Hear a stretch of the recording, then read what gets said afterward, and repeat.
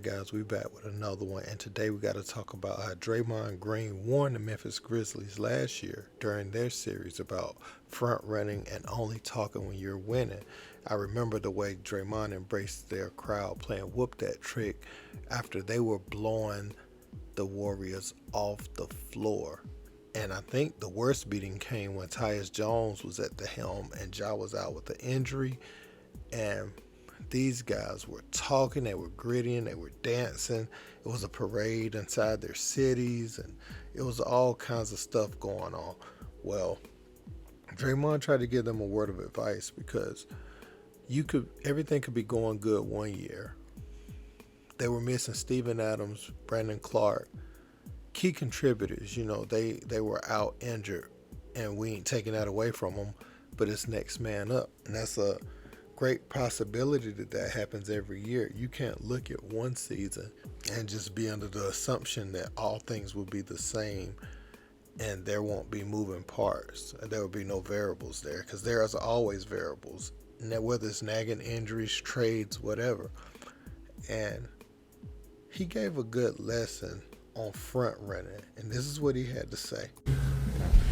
Draymond, obviously, that game got out of hand quickly, but in fourth quarter, you and Steph obviously were enjoying the crowd when they were playing Whoop That Trick. Kind of what was going through your mind there, and just kind of, you guys think about what Steph said earlier about the mindset you guys wanted to have about Whoop That Trick? They're not going to whoop that trick alone. We're going to whoop that trick together if we're going to whoop that trick. You got to. One thing I don't respect is people who only bring it when they win it. Embrace crowds when you win it.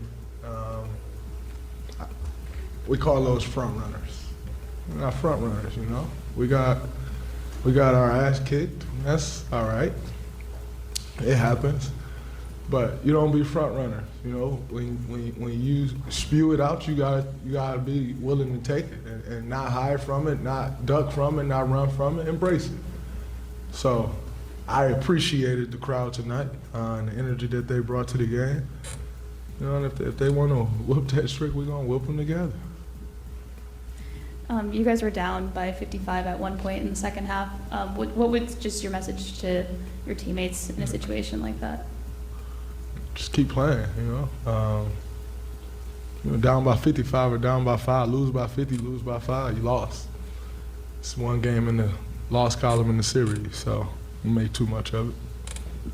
Mike said that you kind of addressed the team before the game. Is there anything to be said to the guys after the game like this, like a loss like that, or is it, hey, it's one game, flush it, let's move on?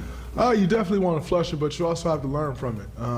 It's not like flush it, you see this team again in 2 months. You see this team again in 2 days. And so you learn from it, and then you flush it. You make the necessary adjustments, and then you flush it. And strength in numbers is alive and well.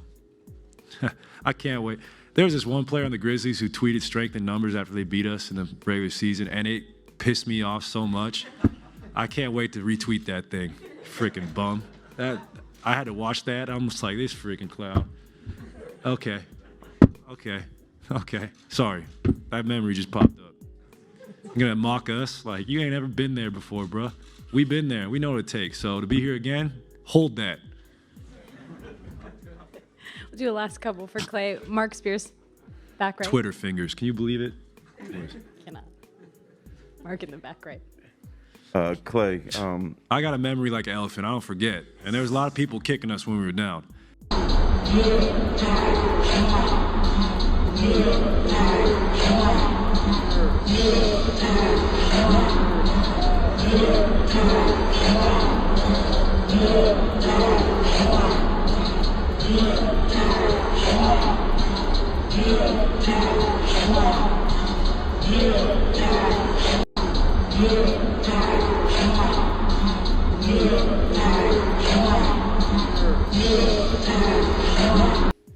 And there may be some folks that say Draymond may not be the right messenger. I mean, we all know how the season started off with the Golden State Warriors this year, where he slugged Jordan Poole, left him sleepy over there by the baseline. But I think in this instance, he's right, and I'm going to tell you why. And it's not specific to Draymond, but just think about this. Dillon Brooks talking. He's old. He comes out, says that after game 2 they get a win. He wasn't worried about LeBron. Before the series he said he wanted that matchup, which is cool. That's fine to say you want the matchup and to take on the challenge. Game 3, quiet. Game 4, quiet. Game 5, talks to the media again.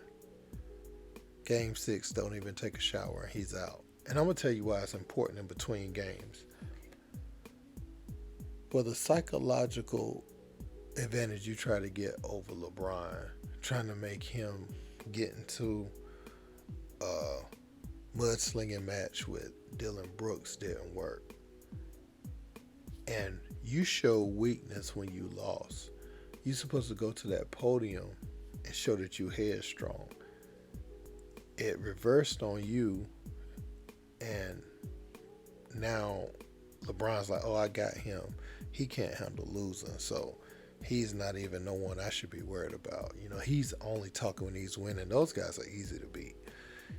It's those guys like Jimmy Butler that keep coming at you, win, lose, or draw. You thinking in the back of your mind, oh, it's more in the tank. Mentally, I haven't broken them.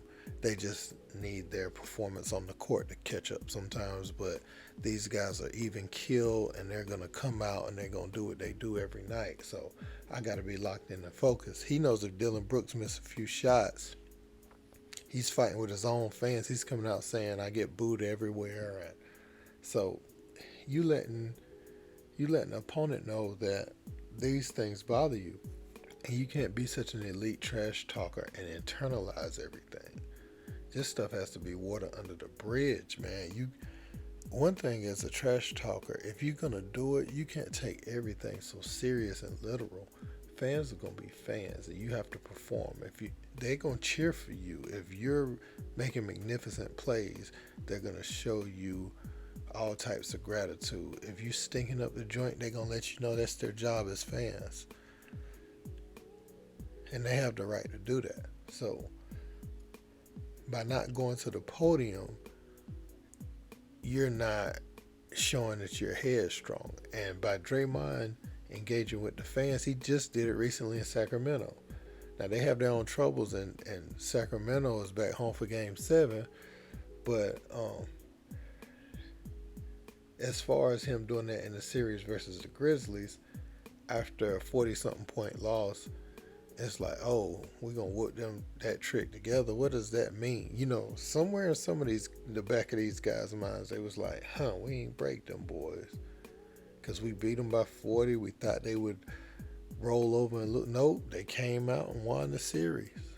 So you have to mentally prepare for the next game. You can't take that one game. This isn't March Madness, This is a series, best of 7. So you have to stay in there and give it your maximum effort each and every night. You could blow somebody out by 40, 50 something points, come out flat the next game, and you lose by 5. And if those are the first 2 games of the series, that is 1-1. You don't get to carry points over. So I agree with Draymond's advice here, and he's been winning these Grizzlies. But hey, man, let me know what you guys think in the comments. Don't forget to like, share, and subscribe. Until next time, peace.